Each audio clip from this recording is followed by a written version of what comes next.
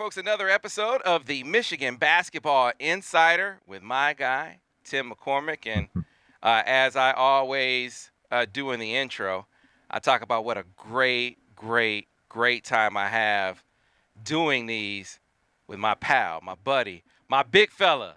It's always better, though, when they win. And for the first time in a month, we are doing an episode after Michigan has posted back-to-back wins. It's my pleasure to introduce the man that makes it go. He was a big fella roaming the middle for Michigan in the early 80s before going on to be a first-round draft pick. Spent a decade in the NBA and has been one of the top color commentators, college or pro, in the land on the basketball side of things. And I'm talking about my buddy, Tim McCormick. Tim, how are you today? Fantastic, Sam. I've played with a lot of really good point guards. Sam, you're my favorite. I appreciate that. You know how to get the ball into the low post, and I love that about you. I was thinking about, just different topics today, and I always feel like February is the most challenging window of college basketball. It's kind of like, how in baseball they say August is the dog days of summer, right? You've got the mental and the physical fatigue. The newness of the start of the season is long gone. There's no holiday focus. Conference play is going, and we still have over 30 days till Selection Sunday. So it's kind of a hard period to see where teams go. And typically, those that have really good leadership have a massive advantage this time of year. Michigan beat Ohio State yesterday. And it was simply because Hunter Dickinson was not the All-Big Ten Hunter Dickinson. He was the All-American Hunter Dickinson, and he completely dominated that game. He owned the paint. He did everything, and he was not going to lose. And so I saw a lot of growth and improvement for Michigan. I think one of the biggest, sort of adjustments for Hunter, and you called it out, I want to say a couple episodes ago now. You said he needs to make quicker decisions, whether that's passing the basketball because now teams are doubling him on the catch, or getting into his move quicker, making a quicker, decisive move, anticipating the double team. And it feels like he's gotten more comfortable with that. Feels like his teammates have gotten more comfortable, not just watching Hunter. You're right. They move better. Guys making cuts. Guys getting into open spots on the perimeter. They don't always make the shot. But you at least see you kind of see the plan there, right? And Tim, and the other piece that I want you to focus on, this was something that was kind of evident against Northwestern, where they post them, kind of posting them at the top a little bit. They seem to be strategically trying to position him where it's harder for doubles to reach him as well. Yeah, it's a challenge. It kind of reminds me of a story of when I played with Akeem Olajuwon, and I kind of compare Hunter. No, I don't.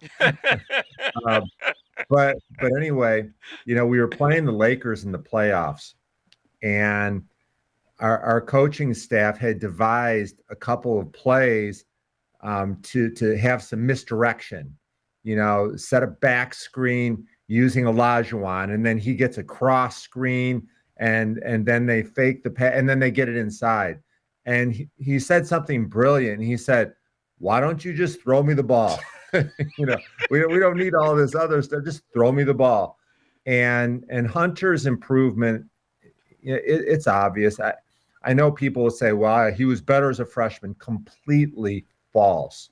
He's learning so much, and I have to be honest with you.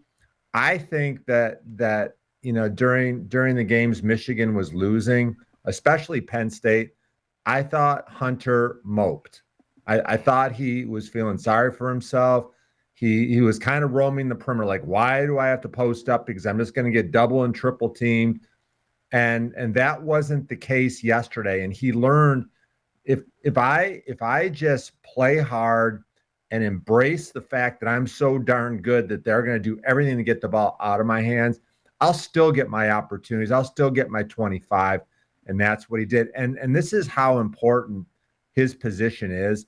Like, Ohio State was really good. They were ranked until Zed Key, that's their Hunter Dickinson, got hurt. when he was healthy, Ohio State was strong.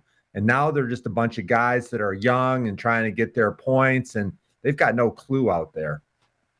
Yeah, man, it's it's one of those deals where it's part of a maturation of a team. Part of it is adjusting to the way teams are playing you as well. And you got to remember, or at least I have to remember at times, that we are talking about a lot of players that are really young. It didn't dawn on me until talking to the guys after the Ohio State game. Kobe's younger than Jet. Jet was like, that's my little brother over there. I'm older than him. And you forget that, Kobe's a young sophomore. So, when you put it that way, it's not surprising that it's kind of taking them some time to settle into how to play. And that we also have talked about the assertiveness for Hunter kind of manifesting in a different kind of way. Because this was the other thing that was very, very evident. It's been more evident of late, Hunter directing traffic. So, telling guys ahead of time, I need you to cut when I get the ball, or directing traffic out on the perimeter. It's also been more evident beyond Hunter on the defensive end of the floor, Tim. And this is another thing that stuck out to me in these last two games. They're just been more connected defensively. And I think a lot of it has to do with guys talking more. I told Jawan after the game, man, we can see and hear you from press row, and we're way up there.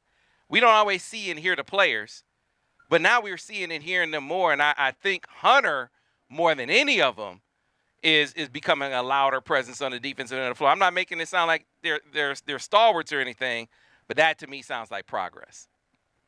Yeah, it's a good observation. I always feel like you can hear a good defensive team if you're sitting close to the court. You hear them talking. Joey Baker, by the way, a really good talker. Will Cheddar, a very good talker. And I think that Terrence Williams, he's not loud, but he's a good communicator.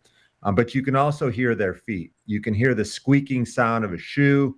And Michigan, I think, has improved more in that area than anything else. Number one, when you watch Michigan play their best games, this may surprise you, but Sam, I think you would be happy to see armpits. Like, you want to see Michigan's armpits. That sounds kind of nasty and gross, but that's when they play well. Their arms are up, their hands are moving, they're going to the boards. If you've got your hands at your side, you're not an effective defender. And the other time you really want to see it, contesting shots. Just get your hands up. It doesn't have to be where your hand is right on the ball at the release point. Just get a hand up. Let them know you're there, and that's effective enough. And then also, they're probably not going to be very good in this area all year, but they're better at stopping the drive. Just move your feet. All you need to do is 2 slides. Okay, you're in your stance. The guy's going to his right, 2 slides left, and you're there. That's all you need to do. And if you can make him change directions or stop his path, that's it. Just 2 slides. It sounds easy, and they've struggled with it. Yeah, no doubt. Are you excited, Sam? You want to see some armpits? Well, hey, listen, man, listen. It was noticeable to me. You've been on the court at every level, Tim. When guys are blaming one another, that's different than when guys are correcting one another. And you could see guys were correcting one another on the court. Again, I'm not here to make it sound like they are, they've gone from being really bad defensively to being really good. They've just put together a couple of games where they look more connected. They sound more connected. And you look up at against Ohio State, who I know, we got to put it in perspective, they were 1-8 in their last 9 coming in that game. So it's not like they were playing great, but you held that team to 40% from the field. That's good work for Michigan. I mean, holding any team to 40%. I don't care if they haven't won a game. It's progress for Michigan. So definitely want to shout Hunter out in that regard, and also want to shout Kobe out in that regard, because on a team that has struggled mightily defensively and still trying to find its way, I think he's emerged as the best defensive guy they have, accepting the challenge of kind of defending the best perimeter guy on the opposition, going all the way back to Amani Bates, right? And we saw him, I think, do a really good job against Bryce Sensabaugh in this game. Yeah, and Bryce is really good. He's this year's Malachi Branham, a 1-year, one and done guy. Kobe has really good body language now, and I think early in the year he was saying to himself, "I paid my dues. I'm going to be really good." But until you actually do it, and you face star players on the other team, and you go on the road and you have some adversity, and maybe you're tired and you fight through it. Until you do it, you're never really sure. And now I look at his body language and you can see kind of the look in his eye, like, yeah, I'm good. I can do this. Right? And I still don't trust his jump shot, but with his work ethic, I think he's going to get there. And you're going to see a 4-year guy that plays both ends of the court, and he's going to emerge into a silent leader. Kobe Bufkin is really fun to watch. Yeah, so we just pointed out a couple of things that seem to be an emphasis in practice. Talking on defense, and then as we talk about getting Hunter the ball, post-entry. Post-entry is kind of a lost art, Tim, because guys don't – I mean, it's just not a staple of every team anymore. In your day, I mean, could you play if you couldn't feed the post? I mean, guys just – you just didn't see the court. And so when you play with a big fella, it's an adjustment to teach guys, guys that are on the floor with them. So it's not just one guy that's good at feed the post. You got to teach the team. You got to have strategies that, involve feeding the post. And it feels like Michigan is making progress there too. Yeah. The best team that I've ever seen entering the post was Clarkston High School. We started playing together when we were young, and I was always posting up, and they got really good at the fundamentals. I would give them a target hand, and they would hit it. They would, use pass fakes. They would, if they wanted to throw it low, they'd fake it up high, and they were really good at lobs because they got a lot of reps, and they knew that's where the coach wanted them to go. And Michigan is finally getting there. And it's a two-way street. I think I shared with you the story of playing with Maurice Cheeks, the Hall of Fame point guard with the Sixers. And I posted up, and he looked me off and went to the other side. And I was like, what are you doing? Like, I've got a little guy on me. Why don't you give me the ball? And he said, listen, if you don't look like you want it, I'm not giving it to you. And that sent a real message to me. So then I was like, a puppy waiting for his breakfast. Like I was waving my arms. I was working, like, give me the ball. I got some work to do. Hunter can make things a little bit easier. And another thing, like when you think about a postman that's got that look in his eye, he's waving his hands, like he's got urgency about him. Everybody in the stands, if he doesn't get it, they're saying, why aren't they getting in the ball? Like, look how bad he wants it. So you're really forcing your guys on the perimeter to be aggressive and throw it in there. Yeah, no doubt. So now you are in a place where you're talking about who's making progress. So what guys are you really kind of taking note of making progress in that department? I like Doug. I like Doug a lot. And there were times this year that I thought he's not ready. Like, he's too young. He's a little bit erratic. Sam, you remember the first games? I mean, he made some plays where he nearly ran out of his shoes, and he was going so fast. I just see a ton of growth. He's slowing down. He's seeing the court a lot better. But the thing that has impressed me the most, he doesn't have an ego. So many freshmen, they just want to score, and he wants to win. Played 37 minutes against Ohio State, but he never seems to get tired. I like his defense and his effort. Look, he's going to improve defensively with time, but he knows where to go and what to do. And maybe the thing that I didn't expect, his shooting is a plus. Like when I look at shooters, I judge if their misses are left or right. if they're left or right, I worry about that guy. He's got some funky spin on it, but for the most part, Doug's misses are straight and they're either a little bit long or a little bit short. You can live with that, and I think he'll improve in that area. Yeah, he's been a better shooter than I expected him to be at Yes. this point in his career. I mean, he's not a guy that you should just. I mean, he made him pay. Ohio State pay. They played like 5 feet off of him beyond the 3-point line. He calmly sank it. I think he was 2 for 5 from three against Northwestern. It's the inside the arc efficiency that has to continue to improve. He had a breakaway.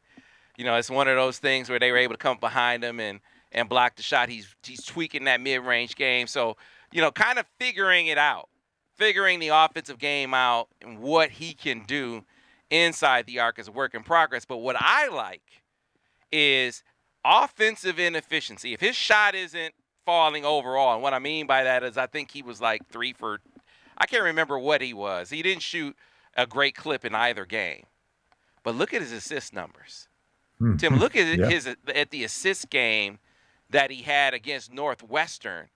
He went out there and dished 9 assists with no turnovers. Now, he was 1 for 7 from the field, but 9 assists and no turnovers on the road. That's good. That is a really good game, in my opinion, for Doug McDaniel. Is he going to look back at it and say that's not one of his better games because he only scored 2 points? Sure, but it's not don't make perfect be the enemy of the good. To your point, this is a young fella maturing in front of our eyes. It's taking a little time, but I think we can see the signs of growth there. Yeah, you got to be honest with me on this, Sam. At this point in his career, was Doug recruited to be first string, second string, or third string? He was not recruited to be first string for sure. At most second string. Yeah, Frankie Collins was supposed to be the starter or second. Jalen Llewellyn was probably brought in to be the one, and Doug McDaniel was brought in to develop and to work hard and to learn the game. So if you look at it from that perspective, he has so far exceeded every expectation for him. Yeah, let's talk a little bit about Joey, because when we talked the last time, you said you thought he was really struggling with his confidence. That was the reason for all the drives. And maybe that was the case, but it seems like he's kind of shaking out of that funk a little bit or showing signs of it and still keeping that drive element to his game, because I watched him drive, finish lefty. I was like, oh, this dude is, he's kind of figuring some things out, as well, even as a veteran on this team. Yeah, Joey Baker has never played this much. He's never had an important role like this. And so this is all new to him. And he's improved also.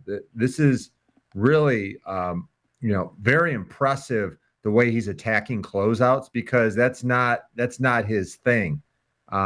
He had 8 points and 3 rebounds in 16 minutes. That's all you can hope for, right? I mean, that's so impressive to me. And he's improved his defense. And I think that if Michigan is going to finish strong, they've got their 3 go-to guys. We know who they are. We know what they do. But good teams have 4, maybe 5 scores. And we just focused on the 2 guys that I think are the best bet to really help this team. No doubt. All right. So, outlook, Tim. We do this all the time. It felt like a serious gut punch when they lost on the road at Penn State. Felt like the hopes for NCAA were maybe done for or had gone almost down the drain. NIT was even in question. Does 1 week make a difference to your outlook with 2 wins now over teams that on paper they should beat? What do you think about the Wolverines at this point? No, absolutely not. Can't even talk about it. They're 13-10. They're not even close. It's way too early to talk about the postseason. With such a new team, look, if they beat Nebraska and Indiana, I will still tell you, no, let's not talk about NCAA. It's way too early. And I'm going to stick with my thought that I shared with you after Penn State. Somehow, if they get to 19 wins going into the Big Ten tournament, then I say, yeah, I feel good about their chances. But this team has got to focus one game at a time. I know that Juwan Howard has not talked at all about, okay, guys, we need this many out of this many. 6 of 8 would be great. Well, with a young team, do you really feel good about them getting 6 out of 8 when you've got Indiana and you've got Michigan State? They have to keep playing their best ball because they dug a massive hole, and I think they can get out of it, but I don't even want to think about it right now, Sam. Yeah. What do you think? Yeah, I think we are a long way away from talking about NCAA tournament, man. I had taken for granted that the NIT was a given, and they were starting to look like a team where they're in the NIT bubble. You lose to Penn State, you're in the NIT bubble at that point, right? So That's true. it is still obviously very, very, very early to be talking about the big dance, but there is opportunity. There's opportunity to make some hay. You got this Nebraska game coming up, which we are going to preview now, and then just over the horizon, you have a game against an Indiana team that is playing lights out right now, but an opponent where I actually like the matchups, and you're at home. So let's start off first, though, talking about Nebraska. No game is a gimme for this team. Let's be clear. But Tim McCormick, they have no business losing to Nebraska. I mean, they've got to beat Nebraska at home. Am I right? You are right. Nebraska's not good. Let me start off with that. But they're good enough to beat you. Just ask Penn State. They beat Penn State by 9. They beat Iowa by 16. They beat Florida State. They beat Boston College. They beat Creighton. Like that. That sounds like a pretty good team, right? I would say right now that Nebraska is better than Ohio State, right? I mean, if you look at the record and what they're doing now, Nebraska on a neutral site would beat Ohio State. They've got some decent players. The kid Walker, I think it's Derek Walker, about 13 points, 6 or 7 rebounds. He's big. He's 6'9", 250, so he'll be able to battle with Hunter. But this is a poor offensive team, and I think I have to ask the question is Fred Hoiberg in trouble there? They play hard, but is that enough? It's interesting when you look at what they were, what he inherited. First, let's talk about Fred Hoiberg at Iowa State.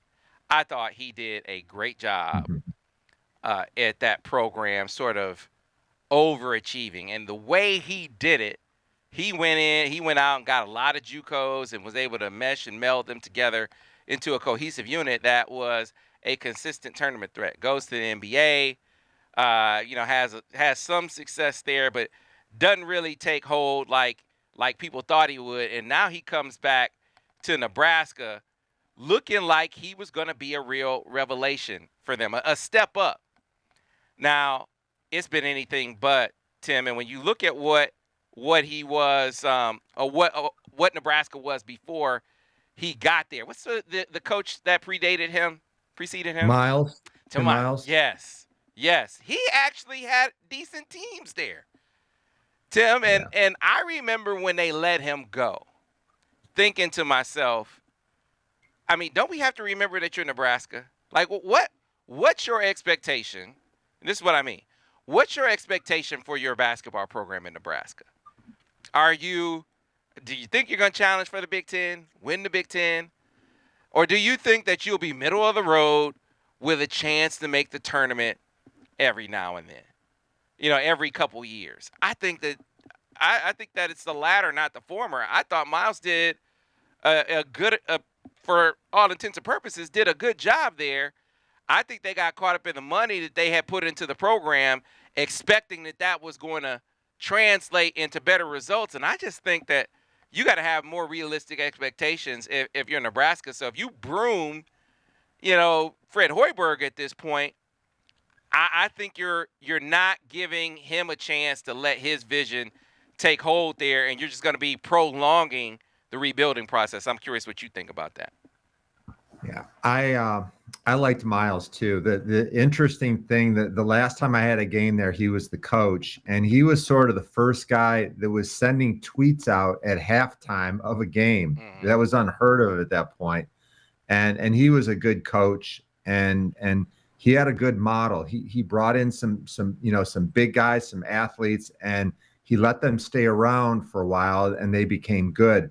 I just think that Fred Hoiberg is in the same position as Scott Frost was, that there's no recruiting base there, and there's no way to get the kind of athletes. You've got to connect from everywhere, and so that's a problem.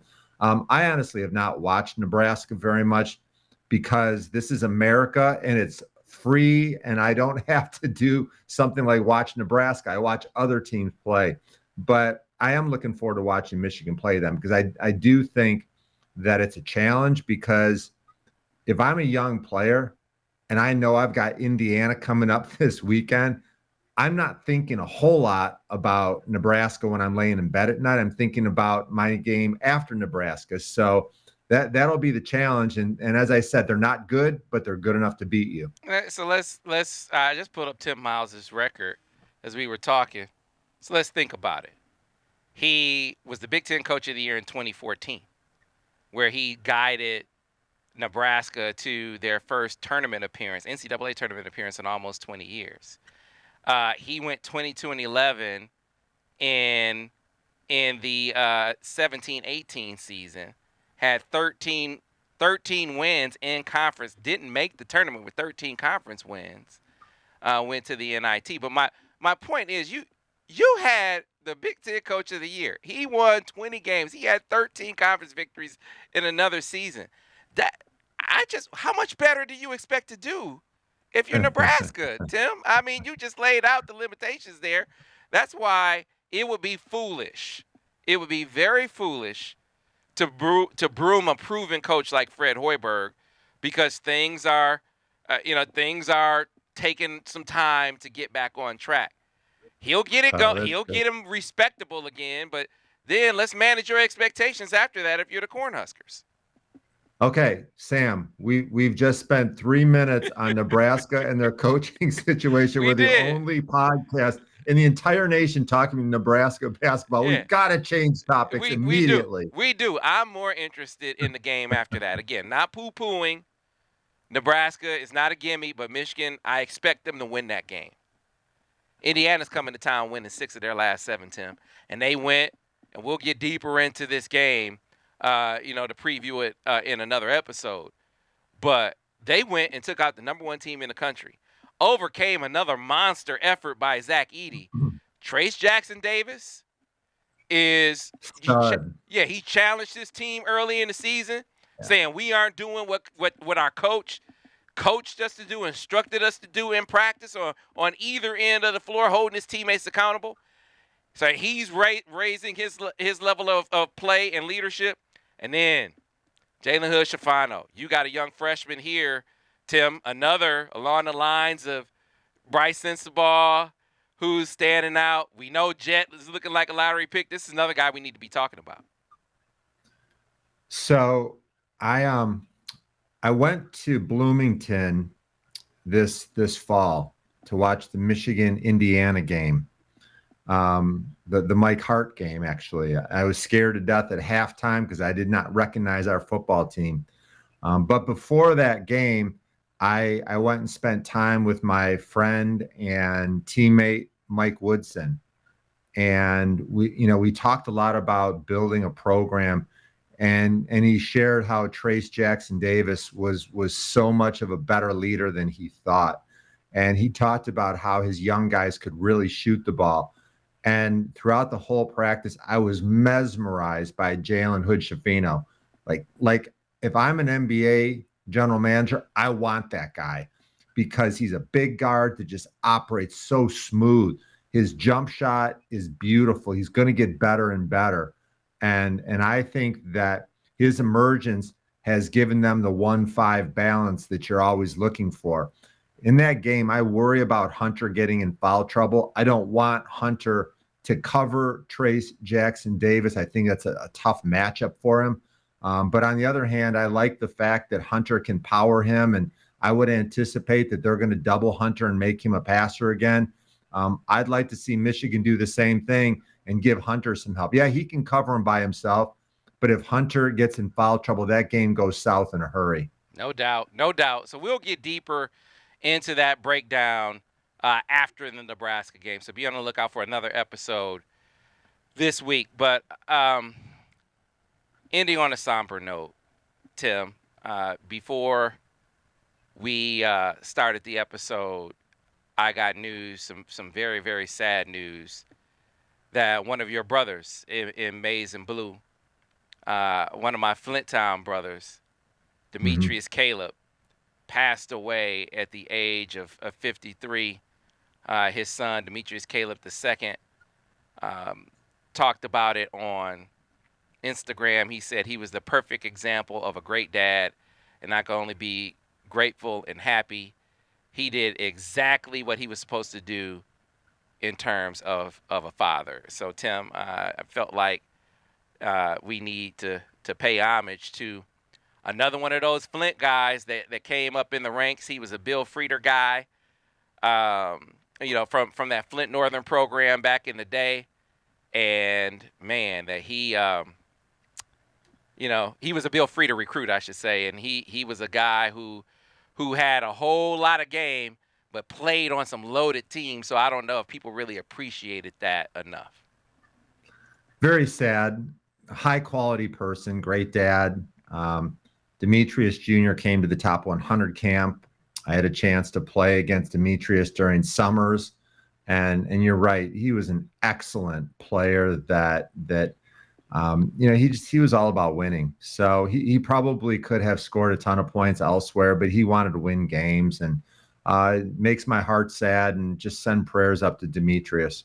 Yeah, a guy who was to be on the shorter side, which is enough for me to say, but he's about 6'1", could jump out of the gym, was a guy who could get downhill with the best of them. But when you're playing on a team, you got, teams that have Gary Grant and Ramil Robinson and guys of that ilk, first-round draft picks. That's why I say you probably just don't appreciate how good Demetrius Caleb was, and he finally got his chance to shine after all the guys from that championship team went to the league. So, after the 89 title, Glenn leaves, and then after the 90 tournament run, which ended early to Loyola Marymount, that's Terry Mills, Lloyd Vaught, Ramil, Sean Higgins, Mark Hughes. All those guys are gone at that point. So, he was charged with being the guy that bridged.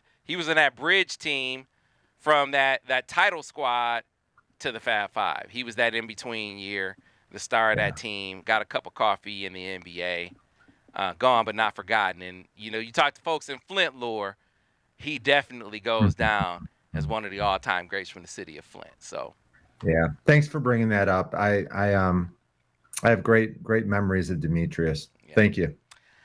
All right, Tim, that is going to do it for this episode. Remember, we're going to be doing another episode this week, and we may have a special guest, so I want to tease you with that. We'll look deeper into Saturday's matchup with Indiana at the time. Of course, folks, if you like this podcast, be sure to rate it, be sure to review it, be sure to tell all your friends about it. They can find it wherever they get their podcast. That's Google, that's Stitcher, that's Spotify, iTunes, you name it. They can find it. If you like watching this, be sure to like the video. Be sure to subscribe to the channel.